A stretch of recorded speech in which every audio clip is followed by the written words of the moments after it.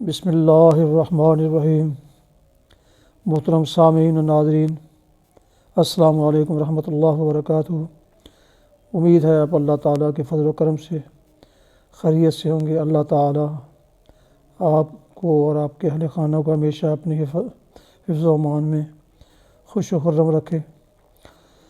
آج کا رائے ہدایت و نجات کے سلسلے کا ولاگ شروع کرنے سے پہلے نئے دوستوں سے عرض ہے کہ وہ یوٹیوب چینل کو سبسکرائب کریں اور بیل آئیکن کو پریس ضرور کریں تاکہ ایسے روحانی ولاگ آئندہ آپ کو باقاعدہ اور بروقت ملتے رہیں۔ تو شروع کرتے ہیں آج کا ولاگ اللہ کے پاک نام سے۔ اعوذ باللہ من الشیطان الرجیم، بسم اللہ الرحمن الرحیم۔ ان الذین فتنوا المؤمنین والمؤمنات ثم لم يتوبوا فلهم عذاب جہنم ولهم عذاب الحریق۔ ان الذین آمنوا وعملوا الصالحات لهم جنات تجری من تحتها الانہار ذلک الفوز الکبیر۔ صدق اللہ العظیم و صدق رسولہ النبی الکریم وعلی ذلک من الشاہدین والشاکرین۔ ابھی آپ نے سورہ البروج کی آیات 10 اور 11 کی تلاوت سماعت فرمائی۔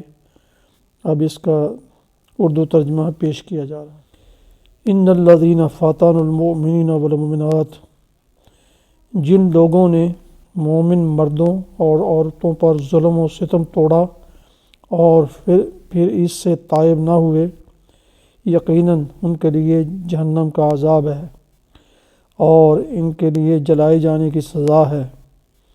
جو لوگ ایمان لائے اور جنہوں نے نیک عمل کیے، یقیناً ان کے لیے جنت کے باغ ہیں جن کے نیچے نہریں بہتی ہوں گی۔ یہ ہے بڑی کامیابی۔ جن آیات مقدسہ کی آپ نے تلاوت سماعت فرمائی اور ترجمہ سنا، اس کا ٹیکسٹ میسیج آپ اسکرین پر ملاحظہ فرما رہے ہیں۔ آج کی حدیث مبارکہ سماعت فرمائیے۔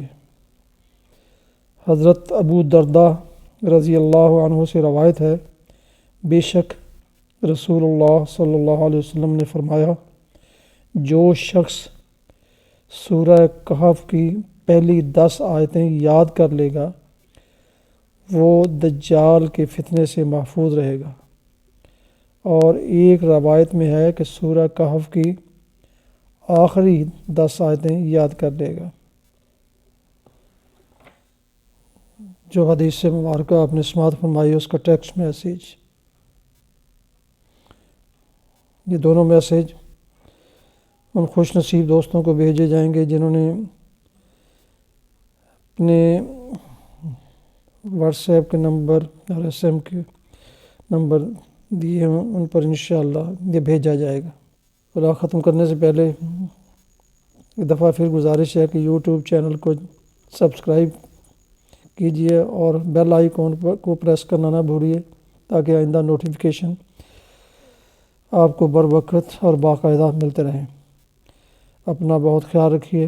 اللہ تعالیٰ آپ کا حامی و ناصر ہو اور آپ کو اور آپ کے اہل خانہ کو ہمیشہ اپنے زبان میں خوش رکھے۔ میرے اور دوستوں کے لیے دعائیں ضرور کیجیے گا۔ اللہ آپ کو جزا دے گا۔ السلام علیکم ورحمۃ اللہ۔ خدا حافظ۔